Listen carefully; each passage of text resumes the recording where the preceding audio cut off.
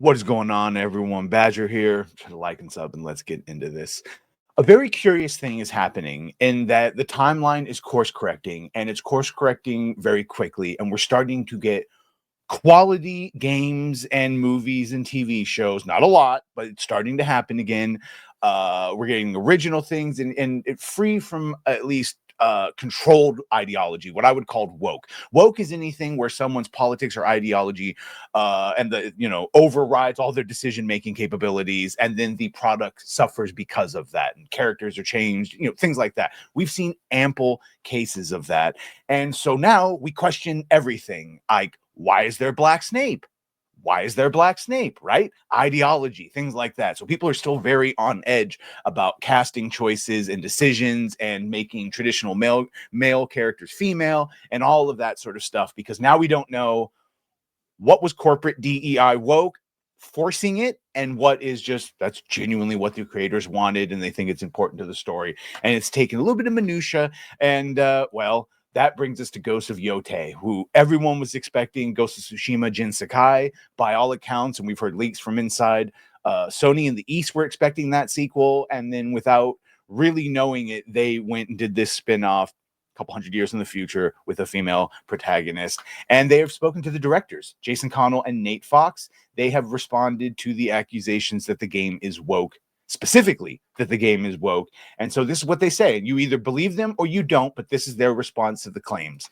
And this with Variety. Variety said, some accuse the game of being woke when Atsu was revealed as the main character. Why was a female protagonist the right choice for this story? So first, Connell answers, Jason Connell. He says, we knew we had all these fans who love Tsushima.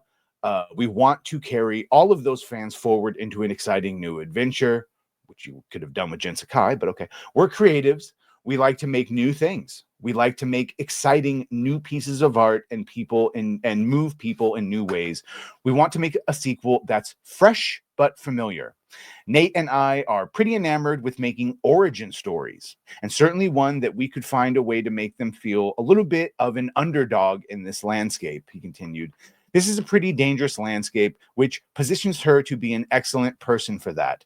This is somebody that people would not expect to be powerful, yet here she is on this romp of a vengeance quest, which is probably pretty unexpected for some people, except in the universe maybe, but for everyone else, we've seen ample examples of overpowered girl bosses, and we're tired of it. We're just tired of it. Sorry. We've gotten the Reys and the Jin Ursos and the Ahsokas. I want a Ryan Gosling now.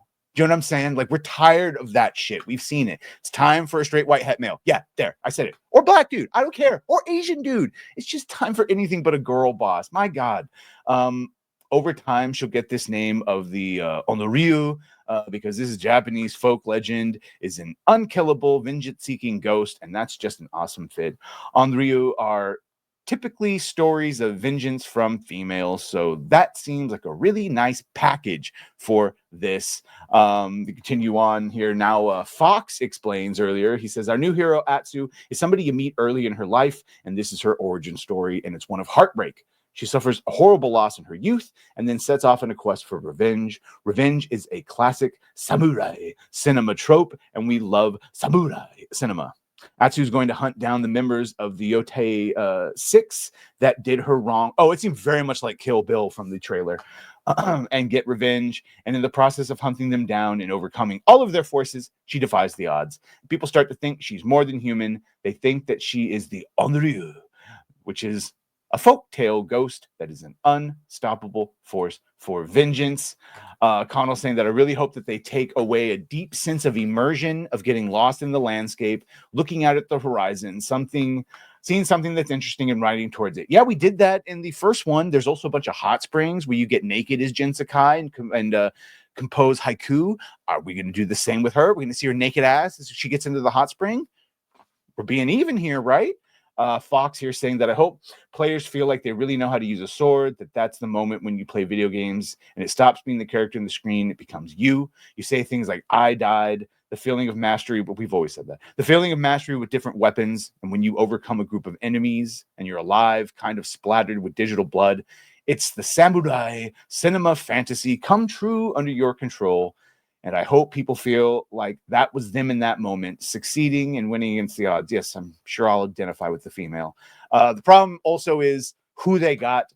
Erika Ishii here, who is an absolute, she may do a good performance, but she's absolutely compromised politically, going on all the rants, pro-trans, anti-men. I hope you didn't like Harry Potter because she hates it.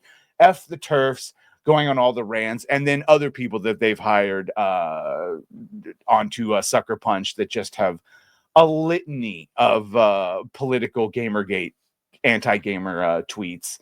So ample and plenty of room and reason for gamers to see all that and go, ooh, we're a little worried. But if you want to believe what the directors told Variety, this is just because they want to be creative. It's not because they were forced to, and they just wanted something different but familiar.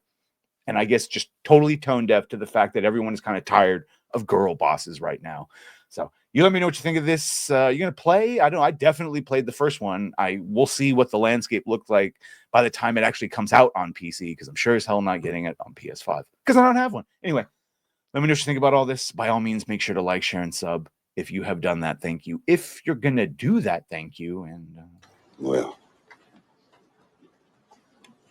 bye.